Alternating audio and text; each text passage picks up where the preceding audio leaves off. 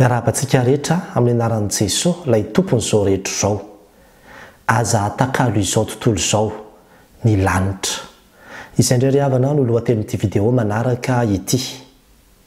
Tantara tena marina izay ho tantaraiko aminareo ankehitriny. Nisy rangahy iray izay nanana boulangerie. Izany hoe toerana sady fanamboarana mofo no fivarotana izany mofo izany. Izy io dia tsy nanan-janaka sady tsy mba nanambady. Fa dia izy rery nefa dia tena hoe lehibe izany orinasa kely izay natsangana izany. Nisy tanora anankiray izay mivezivezy foana ao aminy ao izay antsoina hoe SDF na hoe olona tsy manana kialofana fa olona mahantra zany. Matory any amoron-dalana ireny dia mangataka mofo ao aminy ao foana. Asa moa izay fifandraisany tamin'ny olona io fa dia nandray fanapa-kevitra izy hoe ho ameny ho an'ity olona SDF ity ilay boulangerie. Io SDF io zany no ho mpandova azy ary dia nataony hoe prix symbolique fotsiny hoe nomena azy 1 euro ity boulangerie ity. Dia tena mivoaka gazety mihitsy zany tantara zany hoe boulangerie namidy 1 euro prix symbolique fotsiny. Dia lasa nomena an'ilay rangahy, ilay tanora zany ilay boulangerie. Dia mazava ho azy moa fa nofanina izy aloha. Nofanina dia nampianarina dia hoe ahoana ny fitantananao, ahoana ny fomba fiasanao sy ny toy izany amin'ity orinasa vaovao izay homenanao ity. Dia niverina mpanao gazety, nijery nanahoana zany izay nitoy an'ilay tantara iny volana vitsivitsy taty aoriana. Dia gaga ny mpanao gazety satria nahoana tsy nety niala tao anatin'io toerana io ilay SDF. Tsy nety nandray an'io toerana io izy. Tsy nanaiky izy hoe izy no hitantana an'io toerana io. Dia nandehanana tany izy dia nanteny hoe fa inona ny antony nahatonga anao tsy nety nandray an'ilay boulangerie nefa efa nomena anao ilay izy. Dia nazavainy hoe ka tsy mety amiko satria ilay izy misy hoe mifomaraina foana manamboatra mofo, misy discipline be, misy fitsipika be dia be, misy zavatra be dia be tsy maintsy atao sy faneriterena be dia be dia tsy mety amiko izy. Fa zao ny fiainako ny mety amiko. Le fiainana mandeha ohatran'izao fotsiny dia matory amin'izay fotoana tiako hatoriana, mifoha amin'izay tiako foazana, velona eny foana ihany, amin'ny sakafo eny foana ihany fa tsy tiako izany fiainana teritery be sy misy discipline be sy zavatra ohatran'izany. Dia izany ilay hoe natakalony ilay izao tozo sy ilay fiainany taloha izay amin'ny ankapobeny dia ratsy nefa tsy heveriny hoe ratsy fa mahafinaritra azy. Ilay fiainana izay tsara be izay nomena azy dia ny andova sy ny ahazo an'io toerana izay tsy ritin'ny olona maro io. Moa ve tsy izany mihitsy ntsika kristianina? Raha jerevantsika ny izao ny Romanina 9 hoe 7:70 ary raha zanaka ozy izy dia mpandova. Eny sady mpandova an'Andriamanitra no mpiray lova amin'ny Kristy koa raha miara-miaritra aminy isika mba hiara-manam-boninahitra aminy koa. Izany hoe isika zany noho ny fisian'ny fanahin'Andriamanitra ao anatintsika dia lasa zanak'Andriamanitra. Ary rehefa zanaka dia mpandova an'i Kristy sady mpiray lova, mpandova an'Andriamanitra sady mpiray lova amin'ny Kristy koa isika. Io zany ny testament manambara hoe iza ny mpandova an'Andriamanitra, iza sy anao. Ary tena omeny antsika maimaimpona ihany koa izany lova izany dia ny lanitra. Any Jehovah ny tany sy izay rehetra eo aminy, izao rehetra ao sy ny mponina eo aminy, azy avokoa ny zavatra rehetra dia nomeny ho lovantsika zanany izany.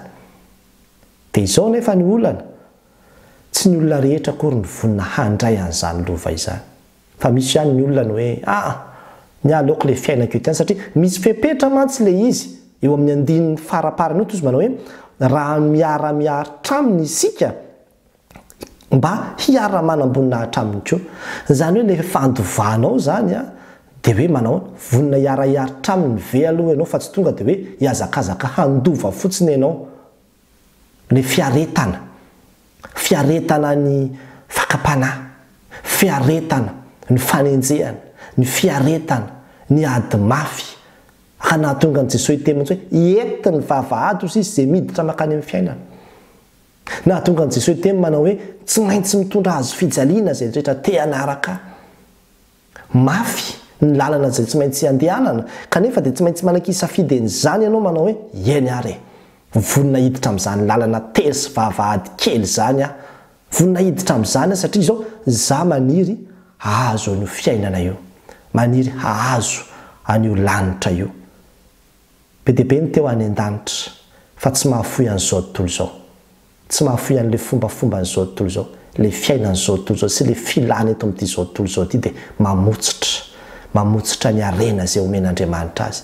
Dia milaza manao tsy mety amiko ilay mivavaka raha toy izany satria ohatra ny be dia be loatra ny zavatra takiana amiko izany. Tsy mitaky zavatra sarotra aminao Andriamanitra, fa tia ny hiara-hiaritra aminy ianao aloha dia avao hiara-manam-boninahitra aminy, hiara-hanjaka aminy. Manana lova tsara sika ry havana dia ilay fiainana mandrakizay. Dia ny fanontaniana mipetraka amiko sy aminao zany dia hoe hoany ve ianao? Sao dia atakalonao an'izao tontolo izao zany.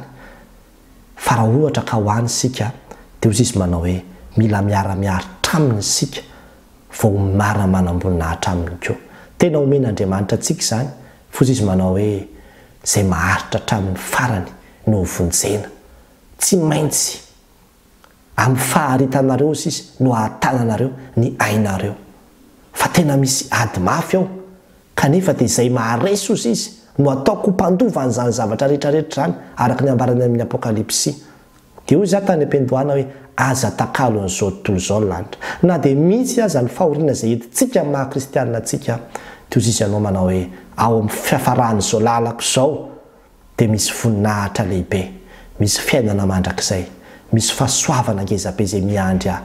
Noho izany hiaretako, hiafiko ny zavatra rehetra satria ho any an-danitra ary manana an'izany fanantenana zany tsy azo zongozona. Dia izany sika kristianina ry havana koa hoy aho hoe aza atakalo an'izao tontolo izao hoe ny lanitra. Mangataha ny fanahan'Andriamanitra hampahery ianao, hiazona anao, mba tonga anao hametraka hoe tsy azoko ampitahaina amin'ny voninahitra izay miandry ahy mihitsy izao fiainana izay omena sy araviravy amiko izao, fa fitaka io, fitaka ny ao ambadika io, fa aza mandeha amin'izay fitaka izao fa aleo mandeha amin'ilay lalana marina makany ny fiainana dia ao amin'i Jesosy Kristy irery ihany. Dia ny fanahy masina ny hitahiry antsika sy hazona antsika ary ampahery antsika ahatanterahantsika izany. Dia mba samy azo ny anjara antsika daholo sika ilay lova dia ilay fiainana mandrakizay tsy hamotsitra an'izany tsika fa hiazona hatramin'ny farany, na inona mitona na inona mitranga ao amin'ny fiarahantsika amin'Andriamanitra. Dia ho an'azy irery amin'ny voninahitra. Amen.